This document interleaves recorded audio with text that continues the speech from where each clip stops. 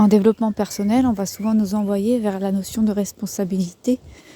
C'est s'occuper de soi et c'est prendre en compte notre responsabilité dans ce qu'on va vivre. Et oui, bien évidemment qu'on doit se responsabiliser, c'est une des bases, des clés du travail sur soi. Mais ça n'ouvre pas la porte à de la culpabilité, ça n'ouvre pas la porte à de la flagellation, c'est pas se faire du mal. Se responsabiliser, c'est pas se faire du mal, c'est pas se taper sur les doigts. Donc voilà, je voulais juste faire un petit partage là-dessus. Se responsabiliser, c'est pas se nuire, c'est pas se foutre la pression, c'est pas se foutre dans la merde en se jugeant soi-même, se taper sur les doigts comme un petit bourreau envers soi-même. C'est pas ça, se responsabiliser, c'est se faire grandir, c'est s'amener à grandir, c'est grandir en conscience.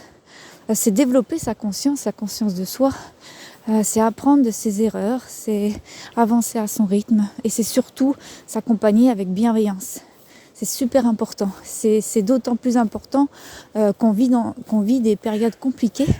Le temps s'accélère, on nous pousse aux fesses, on se pousse aux fesses pour avancer sur des problématiques non résolues, sur des vieux schémas, des vieilles barrières qu'il est temps de faire tomber. Voilà, des croyances à abandonner, plein de choses à libérer.